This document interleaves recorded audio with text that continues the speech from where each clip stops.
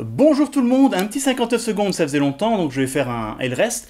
Justement, comme d'habitude, si vous ne l'avez pas encore vu, il faut d'abord aller voir cette vidéo-ci en 59 secondes. Là, je ne spoil pas. Dans la vidéo que je fais ici, je vais spoiler, je vais aborder plusieurs points en me fiant à mon magnifique carnet, qui est un nouveau, au fait, je le présente, c'est Note 3, hein, c'est mon nouveau carnet, parce que l'autre est mort pendant le bif. Une seconde de silence. Voilà. Donc, que dire de plus par rapport aux 59 secondes que j'ai fait? Je trouve que le film commence fort. Le début est bien, même si, comme je le disais, il y a de temps en temps, la caméra tremble un peu trop, à mon goût. Ça, c'est le problème de l'action dans les films américains de manière générale. C'est ils font beaucoup trembler la caméra, et ils auraient pu un petit peu moins la faire trembler. Pour ça, il faut qu'ils s'inspirent du cinéma asiatique, qui n'est pas du tout comme ça, pour la bonne et simple raison que faire trembler la caméra, ça permet d'éviter que l'on voit les prudences, les erreurs de combat qui sont réalisées par prudence pour éviter de blesser les acteurs. Et dans le cinéma asiatique, ils sont moins prudents et il y a des gens qui sont blessés, mais ça donne des scènes meilleures. Alors je vais commencer tout de suite par ce que je dis à la fin de 59 secondes. J'ai un petit peu l'impression de revoir tout le temps le même film. Tous ces films de super-héros commencent un petit peu à tourner en rond. Le film de super-héros s'est réinventé il y a 7 ou 8 ans, pour le meilleur, je trouve, vraiment pour le meilleur, et il faut qu'il se réinvente à nouveau. Et parce que là, ça commence à sentir un peu le pâté. Ça commence à être un petit peu tout le temps la même chose. Et ce qu'ils sont en train de faire, ce ne sont pas des mauvais films, mais ce sont les mêmes films. Ils refont les mêmes films. Et moi, c'est pas ce que je veux. Je veux pas revoir tout le temps le même film. Je veux voir des nouveautés, je veux être surpris. Le premier Avengers m'a surpris. Le deuxième, il est pas franchement moins bon, il est un petit peu moins bon quand même, mais j'ai pas été surpris. Là, on tient quelque chose quand même. Il y a des scènes intéressantes, j'aime beaucoup les combinaisons Thor et Captain America quand Thor frappe avec son marteau sur le bouclier de Captain America, ils utilisent ça pour battre des ennemis, ils utilisent ça pour faire un espèce de flipper ou quoi que ce soit. Ça donne des trucs très très chouettes, ça j'ai beaucoup aimé. On sent vraiment qu'il y a une certaine maturité dans le sens, enfin pas plus une maturité du public qu'une maturité des films. Maintenant, ils ont habitué leur public à des concepts très irréalistes que l'on trouve dans les comic books. Quand on lit un comic, on sait très bien qu'on va lire des trucs complètement farfelus avec des histoires d'extraterrestres, des histoires de gens qui ont des pouvoirs, des super pouvoirs, de manière complètement irréaliste. Et en général, dans les films de super-héros, ils essayent de garder ça au minimum pour que l'on puisse y adhérer, pour qu'on puisse y croire. Maintenant, ils ont habitué leur public, ils savent que la plupart des gens ont vu les autres films avant, et ils supposent que le public est assez mature pour arriver avec des concepts très irréalistes. Et moi, c'est ce que j'aime bien dans les films de super-héros, c'est des concepts complètement déjantés. C'est mon gros problème avec les films qui font les films DC, où ils essayent de créer un cadre beaucoup plus réaliste, et je trouve que ça marche pas du tout. Les deux ne se mêlent pas bien. Je ne l'ai pas dit dans la critique, très important, je voulais dire ça, d'ailleurs ça m'étonne que je ne l'ai pas écrit dans la critique, la romance entre Hulk et Black Widow, pas très utile, pas très bien écrite, un peu maladroite. Je n'ai pas beaucoup aimé honnêtement ça. Ça m'a pas vraiment dérangé, mais je trouve que c'était pas très bien amené, vraiment. Ça sortait un peu nulle part. Ils auraient dû déjà préparer ça dans un précédent film, ou alors peut-être qu'ils l'ont fait et je l'ai pas vu. Dans Avengers 1, je ne pense pas qu'il l'ait fait. Les relations entre les personnages sont cool, les dialogues suivent bien. Souvent, ce genre de film ils ont très souvent des problèmes de dialogue, mais ici, ils ont des personnages très caractérisés. Les personnages sont très bons déjà, et les personnages sont très spécifiques. On sait qui est qui, on connaît la personnalité de chacun, et les connaissant, les scénaristes peuvent jouer avec ça. Et ils jouent avec ça, et ils le font très bien. Je note la présence d'Andy Serkis, qui ne sert pas à grand chose, c'est juste un caméo comme ça, mais bon, il y a Andy Serkis, ok. Les jumeaux, je les ai pas aimés. Les deux jumeaux, je les connais pas, des comics déjà, et je les ai pas aimés. Leur histoire était nulle. Les acteurs étaient un petit basiques. Ces deux personnages sont pas très bien écrits. Ça ne gâche pas le film. Donc ça ne gâche le film d'aucune façon, mais eux, ils étaient pas terribles, je trouve. Les deux jumeaux, du début à la fin, vu que je suis dans une séance où je spoil, quand t'as le frère qui meurt, rien à foutre. Chose très importante que j'ai noté plusieurs fois d'ailleurs. Grosse comparaison avec Man of Steel. Dans Man of Steel, il y a un combat titanesque dans la ville, et t'as la ville qui est complètement détruite, et je ne sais pas combien de morts il y a. Je peux pas imaginer combien de morts il y a. Et on n'a jamais vraiment l'impression, à part des tout petits moments, des tout petits détails, que Superman fait tout ce qu'il peut pour sauver les civils. Ici, dans ce film-là, on sait qu'il y a des morts dans les combats quand Hulk pète les plombs, etc. C'est pas trop montré, hein, c'est un film pour toute la famille. On sait qu'il y a des morts, mais on les voit faire tout ce qu'ils peuvent pour éviter un maximum qu'il y ait des civils qui meurent. C'est tout ce que je veux dans un film de super-héros, c'est voir les super-héros faire tout leur possible pour sauver les civils. C'est pas réaliste. C'est pas réaliste, mais je veux pas un film réaliste. Je veux un film de super-héros. Et voilà, ça c'est à nouveau mon problème avec les films d'ici. Man of Steel, j'ai pas aimé. La trilogie de Christopher Nolan, Batman, faut en discuter, il y a beaucoup de choses à en dire. Mais voilà. Comme il y a juste un moment où il y a Tony Stark, il y a Iron Man qui fait s'écraser Hulk dans un bâtiment. Pendant une fraction de seconde, on voit qu'il a scanné le bâtiment pour voir qu'il n'y avait personne dedans.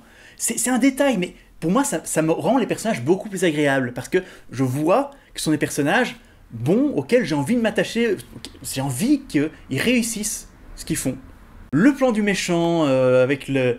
Voilà, ils font s'envoler une ville pour la faire s'écraser sur la Terre comme un météorite. Physiquement, ça me semble un peu bizarre, quoi. Il faut déjà le faire pour que même une grosse partie de Terre comme ça tombe, détruise le monde, ça me semble... Bon, je vais pas commencer à chercher des détails de physique dans le film, d'autant plus qu'il y a des espèces de roquettes machin truc qui projettent la ville avec une grande force sur la Terre. Admettons, voilà, si le truc tombe, c'est la fin du monde. Ok, je veux bien. Mais c'est juste, il y a un moment où ça m'a semblé quand même un petit peu, ça m'a fait un peu tiquer, ça m'a semblé un peu bizarre. Qu'est-ce que j'ai écrit là? Il continue sur les Infinite Stones. J'aime beaucoup le fait qu'il y ait vraiment des liens comme ça entre tous les films. Maintenant, ça me fait poser la question... Ils ont vraiment filé un bâton aussi puissant avec une pierre, une Infinite Stone, je ne sais pas comment ils les appellent en français, donc je vais le dire en anglais, une pierre d'infinité, je suppose, je vais les appeler Infinite Stone. Ils ont vraiment filé un bâton avec le Infinite Stone à Loki, c'était qu'ils avaient vraiment confiance en lui au début, alors qu'on sent que les méchants dans le 1, ils sont pas spécialement amis. Mais bon, admettons, voilà, c'est un peu bizarre. Mais ce que je veux dire, c'est que j'aime bien le fait qu'on sent que c'est une histoire. Ça, c'est sympa. Au fait, une seule histoire, beaucoup de personnages. Maintenant, il y a vraiment, vraiment beaucoup de personnages. Déjà, dans ce film-là, ils ont beaucoup de mal. Ceux qui morphent, ce sont les deux Blacks. C'est Falcon et War Machine. J'hésite sur son nom maintenant. Ils arrivent juste à la fin du film pour faire un petit peu le show. C'est un peu dommage. Honnêtement, je trouve que War Machine aurait pu avoir beaucoup plus d'impact dans le film, ils auraient pu beaucoup mieux l'utiliser. Est-ce que les Avengers sont un petit peu racistes là, quand ça se posait un peu la question, hein, non? Mais bon, comme je disais, beaucoup de personnages, mais ils arrivent plutôt bien à le gérer. Je trouve, dans les scènes d'action, où il y a plusieurs scènes d'action en parallèle, je trouve que c'est relativement fluide, on suit ce qui se passe. Donc ça, j'ai bien aimé. La suite, ils vont chier. Maintenant, il y a trop de personnages. D'autant plus que ça pose la question, un énorme univers, avec autant de super-héros, ça pose toujours la question... Quand tu es dans le film Captain America, disons, pourquoi, quand le monde est prêt à se faire détruire, il n'y a pas Iron Man qui sort de sa retraite pour venir aider? Ça, c'est toujours une question qui se pose, qui est difficile à répondre, et dans les comics, même dans les comics, ça n'a pas beaucoup de sens, mais dans les films, on va beaucoup plus chipoter, et ça va avoir encore moins de sens. Mais bon, admettons, voilà, c'est ce que je veux dire, c'est que les gens qui sont habitués aux comics, ils sont habitués à certaines facilités. Dans le cinéma, il y a aussi des trucs comme ça. Auxquels on ne fait pas attention. Quand quelqu'un passe à travers une vitre, on ne se dit pas pourquoi est-ce qu'il ne sort pas complètement couvert de coupures alors que ça devrait être le cas. Il y a des choses auxquelles on est habitué dans le cinéma et ici ils essayent de nous habituer à des clichés de comics. Ça marche plus ou moins... Ça dépend les gens, déjà ça dépend. Si vous êtes fan de comics, vous acceptez ça beaucoup plus facilement. Alors, l'être parfait, Android, machin truc, créé par Ultron, avec l'esprit de Jarvis et tout, je n'ai absolument pas vu venir ça, parce que je comprends pas du tout ce que c'est que ce personnage. J'ai été chercher, c'est la Vision, il me semble qu'il s'appelle. C'est un personnage complètement alien pour moi. Très bizarre. Au fait, c'est l'être parfait, mais il n'a pas de pénis. Hein. C'est dommage pour lui. C'est un peu triste pour lui, je trouve. Mais, cela dit, j'ai bien aimé le fait qu'il soit maquillé. C'est un personnage maquillé. Et que ce soit pas un personnage en image synthèse. Mais vraiment, même pour quelqu'un qui a vu tous les films, Là, on commence à rentrer dans un domaine un peu difficile à accepter, j'ai envie de dire. Très bizarre, ce personnage, je l'ai pas compris. Je l'ai pas compris. Je l'ai pas détesté, non plus. C'est pas la question. Mais, voilà, je sais pas. Le film est moins linéaire que le précédent, que le Avengers 1.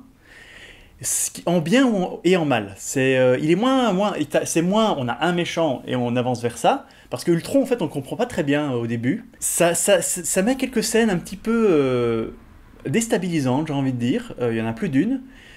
Mais ça va, ça va. Je trouve que c'était suffisamment fluide pour que l'on suive. Je n'ai pas vu le temps passer. J'ai pas vu le temps passer, donc c'est bien. D'ailleurs, oui, ben, justement, je disais ça, on accepte de plus en plus de choses dans ces films. Il y a un moment où Hawkeye a vraiment exactement un speech à propos de ça. Oui, on est sur une ville volante, moi je me bats contre des robots avec un arc, rien n'a de sens. Ok, merci Hawkeye, je sais pas si on avait vraiment besoin d'être rappelé à quel point ça peut parfois être un petit peu stupide ce genre de film.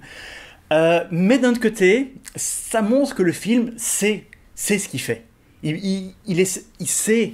C'est déjà principalement, allez, ce film c'est fait pour faire plaisir aux fans de comics dont je ne fais pas partie.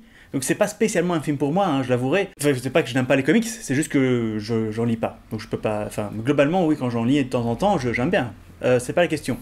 Mais donc ce film est vraiment fait pour les fans de comics. Ils le savent, ils le rappellent tout le temps. Ils n'arrêtent pas de faire des clins d'œil. N'oubliez pas que ça peut être un petit peu déstabilisant pour les autres. Hein. Allez voir ma vidéo sur à propos des adaptations. Très important, je n'ai surtout pas envie qu'il y ait des gens qui me disent oh mais qu'est-ce que tu connais rien, pourquoi tu peux critiquer? Un film, il faut que même si quelqu'un qui ne connaît pas les œuvres d'origine va le voir, il doit pouvoir l'apprécier. Les deux visions doivent être respectées. Le film doit être bien pour les deux types de personnes, ceux qui connaissent, ceux qui ne connaissent pas. Je l'ai déjà dit dans ma vieille vidéo, Ultron est un bon méchant mais un peu basique, j'aime quand même bien sa voix. J'aime bien le fait que, malgré qu'il soit totalement mécanique, il a un visage assez expressif. C'est un personnage plutôt menaçant, un petit peu basique. En gros, poupouf, je vais détruire le monde. Il y a un peu de ça. Mais voilà, globalement j'ai quand même bien aimé, mais je le mets un cran en dessous du premier. Naturellement, et je commence, franchement, toute cette série de films Marvel, je commence tout doucement à en avoir marre. Marre est peut-être pas le mot, je commence à être lassé de la répétition. C'est les mêmes effets spéciaux, ce sont toujours les mêmes acteurs, ce sont les mêmes histoires qui se répètent encore et encore. Je veux qu'ils se réinventent. Je veux qu'ils réinventent le genre. C'est arrivé tout le long de l'histoire du cinéma. Faut qu'ils trouvent quelque chose, parce que là, ça commence à sentir un peu le réchauffé. Vraiment, vraiment. Et c'est dommage, parce que je trouve que c'est un bon film. Je conseille d'aller le voir et tout. Mais il y a quelque chose qui passe plus là. Parce qu'on l'a vu. Tout ça, on l'a déjà vu. Tout ça, on l'a déjà vu et on le revoit.